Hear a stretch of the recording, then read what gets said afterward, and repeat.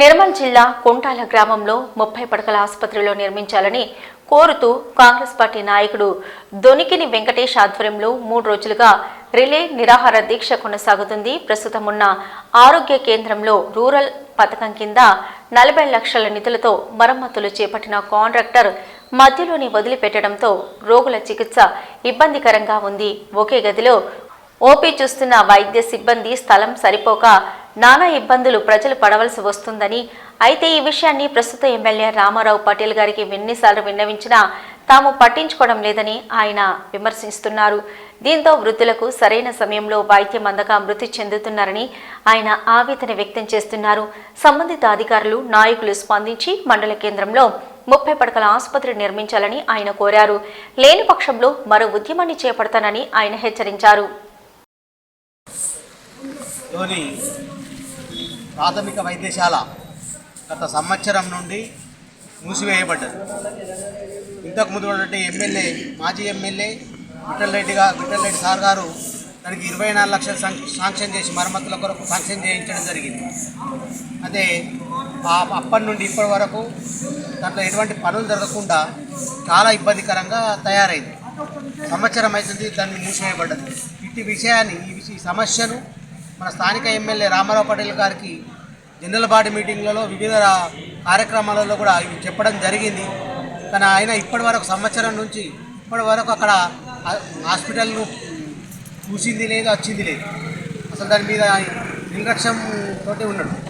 దగ్గర 15 గ్రామ పంచాయతీలకు సంబంధించినటువంటి ప్రాథమిక వైద్యశాల దాదాపుగా రోజు 150 మంది నుంచి 200 వరకు పేషెంట్లు రోజు కూడా రోగులు రావడం జరుగుతుంది.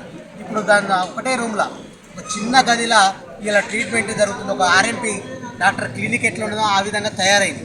ఇది దాన్ని ఏదైతే పాత భవనం ఉన్నదో దాన్ని తెరిపించాలా, ఇంకా అలాగే దీన్ని అప్గ్రేడ్ 30 పడకల హాస్పిటల్గా కూడా అప్గ్రేడ్ చేయాలి. ఎందుకంటే దాదాపుగా మండలంలో 40,000 జనాభా ఉంది. చాలామందికి ఇబ్బందిగా ఉన్నది. మధ్య వయస్సులు కానీ వృద్ధులు కానీ చూపెట్టుకోకపోయి ఇక్కడికి వస్తే వాళ్ళకు సరైన ట్రీట్మెంట్ అందక చాలామంది కూడా చనిపోవడం జరుగుతుంది. ఒక కుంటాల గ్రామంలోనే దాదాపుగా సంవత్సరం నుండి ఒక 40 నుంచి 50 మంది వాళ్ళకు సరైన వైద్యం అందకనే చనిపోవడం జరిగింది.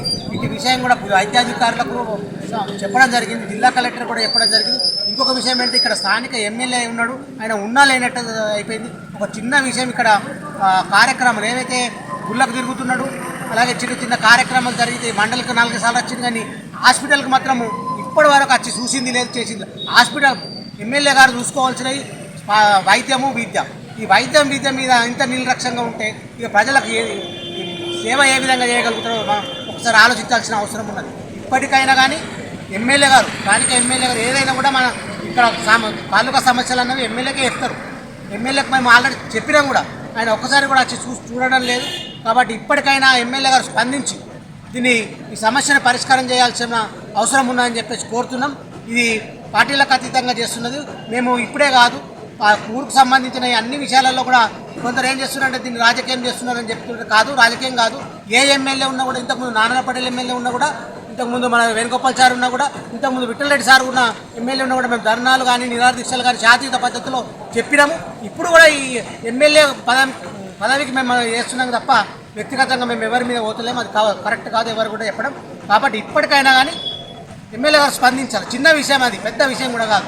సంవత్సరం నుంచి ఒక ప్రాథమిక వైద్యశాల బంద్ ఉన్నదంటే అది ఎంత సిగ్గుచేటు. తెలంగాణ రాష్ట్రంలో ఎక్కడ కూడా లేదు. కుంటాల్లో ఉన్న పరిస్థితి ఘోరమైన పరిస్థితి ఉంది.